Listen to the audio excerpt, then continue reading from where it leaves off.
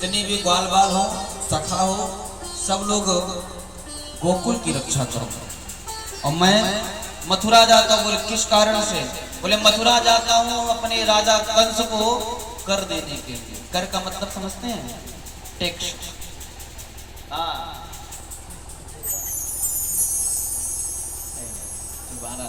कर का मतलब होता है कि हम लोग पहले के जमाना में राजा को हम लोग कर देते थे, जिससे ये पूरा राज्य चलाया जाता था। और आज के जमाने में उसी का नाम पड़ गया टैक्स। हाँ, हर वस्तु में हम लोग टैक्स देते हैं कि नहीं?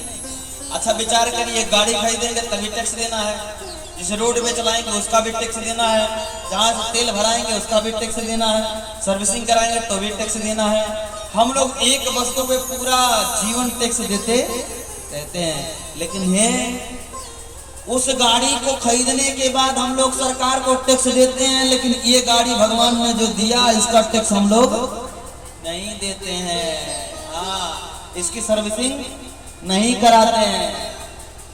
जब इसकी सर्विसिंग नहीं कराएंगे तो सही से चलेगा? नहीं चलेगा। जब इसमें ज्यादा लोभ बढ़ जाए, ज्यादा कामना आ जाए, ज्यादा ईर्ष्या द्वेष आ जाए, तो इसका भी सर्विसिंग होता है। बोले कहाँ पे? बोले भगवान के दरबार में, भगवान की कथा में। हाँ, पहुंचे हैं नंद बाबा मथुरा में, जाकर के कंस को कर दिए हैं, कंस को नमन किए। कंस ने कहा नंद बाबा हमने सुना है तुम्हारे घर में लाला हुआ है। बोले हाँ महाराज, सब आपका आशीर्वाद है। कंस ने आशीर्वाद दे दिया क्या?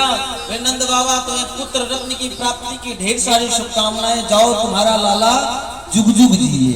आहा, एक तरफ मारने का प्रयास कर रहा है और एक तरफ कह रहा है तुम्हारा लाला जुग जुग जिए, श्री राम जय राम। हाँ, नंद बाबा ने कहा बड़ी कृपा आपकी। नंद बाबा ने विचार किया सबसे ज्यादा डर तो आप ही से है। सबसे ज्यादा डर तो आपसे है। नंद बाबा वहां से चले, तब तक क्या हुआ? बोले महाराज कंस की एक बहन है जिसका नाम है, क्या नाम है बताओ ना? श्री राम जय राम। सौतेली बहन थी पूतना। क्या नाम है? पूतना। कंस से प्रति घोरा पूतना बाल घातनी। पूतना आई और आकर के कंस को प्रणाम किए। कंस ने कि चेहरे को गिरा हुआ देख करके पूतना कहा भैया क्या हुआ? बोले बहन मुझे क्या बताऊं, मेरा 8वां काल देवकी के गर्भ से जन्म ले लिया, अवतार ले लिया है, और मैं इतना डरा हुआ हूँ कि ऐसा लगता है कि रात्रि में जब सोता हूँ तो अंधेरे से मुझे डर लगता है। दाल में अगर काला काला जीरा आ जाए तो भी हम दाल उठा करके फेंक देते हैं। क्यों? मुझे लगता है वही काला काला आ गया, मुझे मारने वाला आ गया। पूतना ने कहा भैया घबराते क्यों? हमारे रहते हुए ये तुम्हारी बहन है, तुम्हारी चिंता का समाधान कर देगी। बताओ कहाँ पे जन्म लिया तुम्हारा काल? बोले ब्रज में जाओ। हाँ, गोकुल जाओ। गोकुल में जितने भी अभी जल्दी में बालक जन्म लिए सभी को मारो। पूतना ने कहा ठीक है। पूतना वहां से चली, और जब पूतना चली महाराज, तो पूतना ने ऐसा रूप बनाया है, ऐसा रूप बनाया है कि सुखदेव बाबा कहते हैं परीक्षित, पूतना का स्वरूप देख करके, पूतना का चेहरा देख करके पूरे ब्रजवासी मोहित हो रहे हैं, मानो वैकुंठ से साक्षात श्री देवी उतर आती है। इतनी मोहिनी से बना लिया। और जब चलती है तो ब्रजवासी देख करके कहते हैं अरे महाराज हमको तो नहीं लगता कि यहाँ से आई, विदेश से आई हुई है, यहाँ की नहीं है। श्री राम जय राम।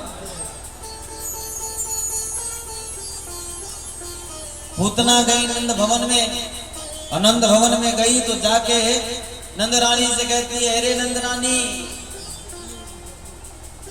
अरे यशोदा बहन, तेरे लाला हुआ तो अपनी बहन को ही भूल गई। मैया ने विचार किया मेरी तो एक ही बहन है जो हमारे साथ में है, ये कहां से आ गई? तो मन में विचार किया, लग रहा है किसी मौसी बुआ फूफी की किसी की बिटिया होगी जो हमारे बालक के जन्म उत्सव में आई। पूतना ने कहा कि हे बहन, लाला का दर्शन मुझे नहीं कराएगी, मुझे दिखाएगी नहीं, मैं इतनी दूर से आई हूं। मैया ने कहा लाला तो अभी सो रहा है, पालने में सो रहा है, जाकर के दर्शन कर लो। पूतना चली है तो संतों ने कहा जैसे पूतना चली है तो भगवान ने अपने नेत्रों को बंद कर लिया। किसी ने कहा भगवान ने नेत्र क्यों बंद किया? एक संत कहते हैं महाराज, पूतना ने को भगवान देखने के लिए नेत्र को बंद कर दिया। क्यों?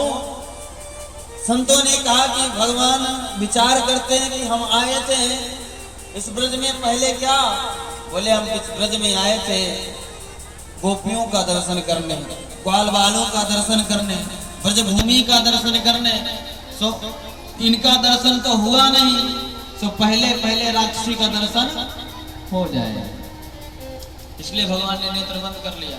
एक संत ने कहा नहीं, भगवान ने नेत्रों को किस कारण से बंद किया? बोले भगवान ने नेत्रों को इसलिए बंद किया क्योंकि भगवान के जो नेत्र है वो तारने वाले हैं। क्या है? अब आप विचार करिए, जिसके चरण से शिला भी नारी की समान हो जाती है, छुअत शिला वही नारी समाना। हाँ,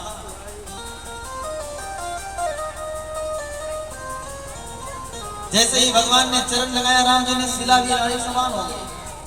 और ये तो साक्षात भगवान अगर नजरों से देख लेंगे तो उसका तो जीवन उद्धार हो जाएगा। तो क्या किए? भगवान ने बंद कर लिया। क्यों? अरे नजर पड़ जाएंगे तो ये आई है भगवान को विष पिलाने के लिए। क्या करने के लिए? हाँ, तो पहले जब ये तर जाएगी तो फिर विष कौन पिलाएगा? हो लीला कौन दिखाएगा? श्री राम जय राम। बोले नहीं, एक संत ने कहा भगवान ने नेत्र को इसलिए नहीं बंद किया। फिर बोले विष पीना किसका काम है? किसका काम है वो? आज एक कमेटी वाले भैया लोग थोड़ा पीछे हो गए हैं। किसका काम है विष पीना? सब बैठ जाइए, आराम से बैठ जाइए। श्री राम जय राम।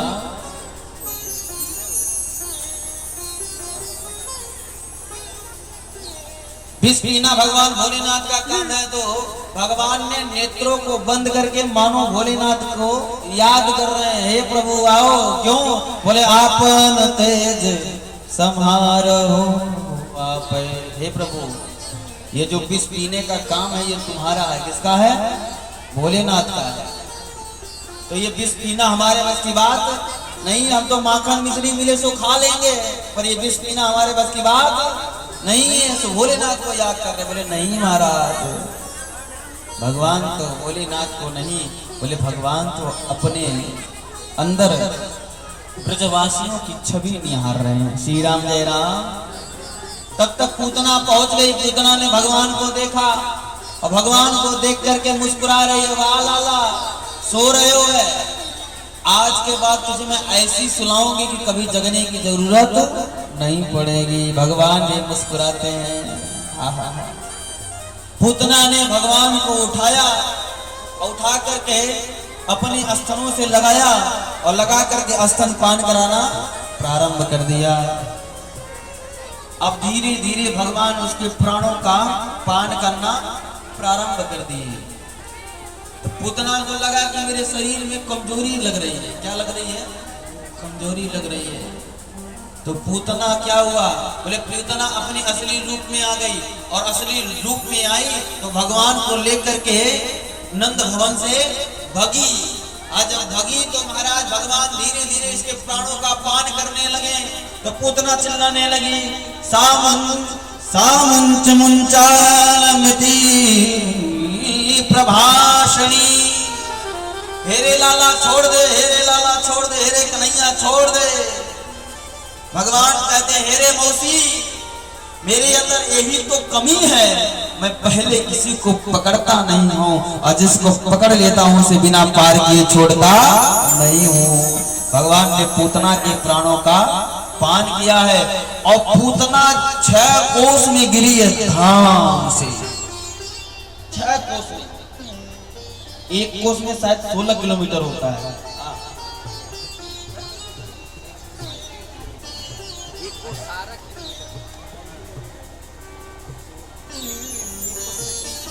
हाँ, 3 से 4 किलोमीटर, मतलब 6 कोस में गिरी है। अच्छा, पूतना गिरी है महाराज, तो जितने भी पेड़ पालो थे सब पूतना के नीचे आ गए। अब पूतना के स्तरों पे बैठ के भगवान खेल रहे हैं, श्री राम जय राम।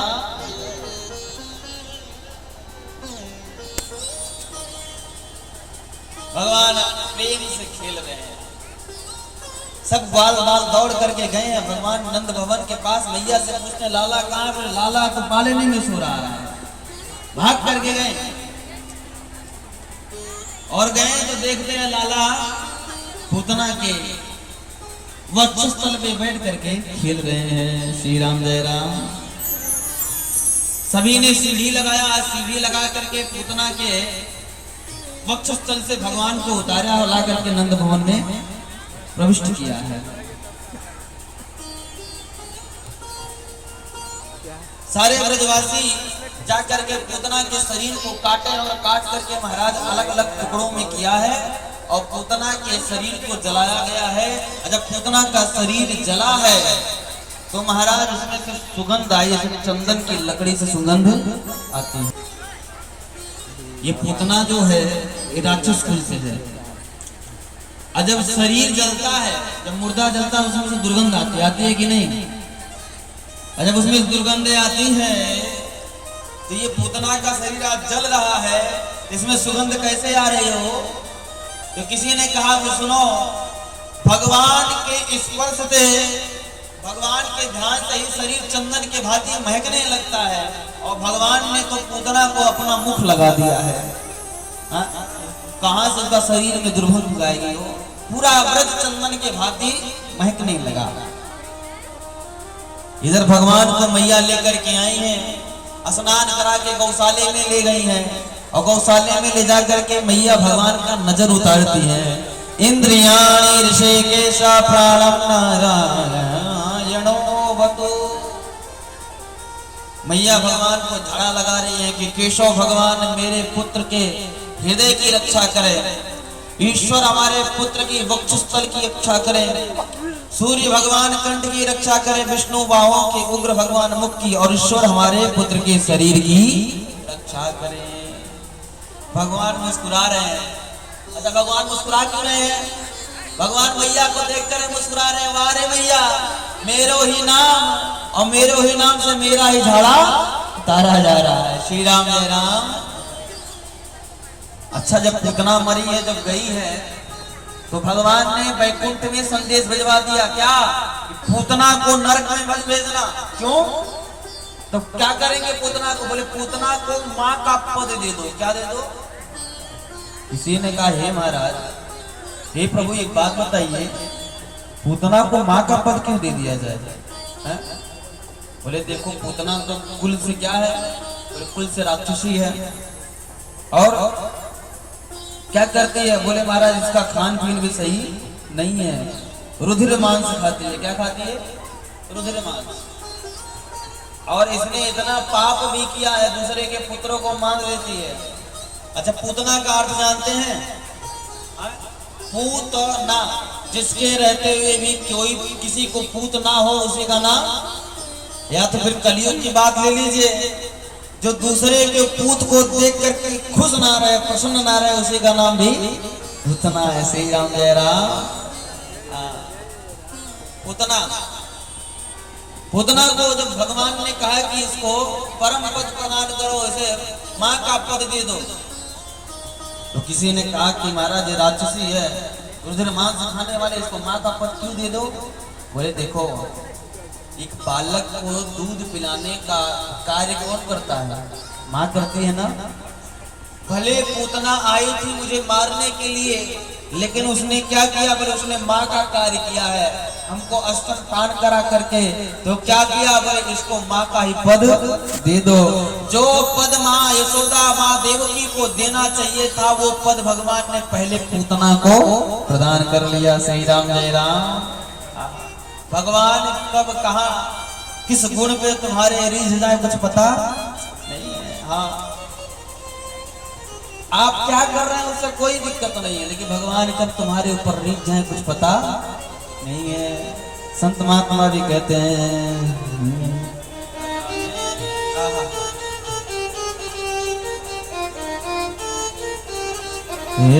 न जाने कौन से गुण पर,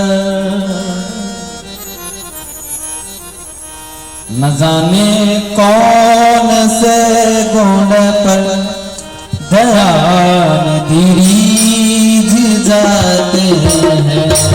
न जाने कौन से गुण पर दयानिधि रीझ जाते हैं। न जाने कौन से गुण पर दयानिधि जाते हैं।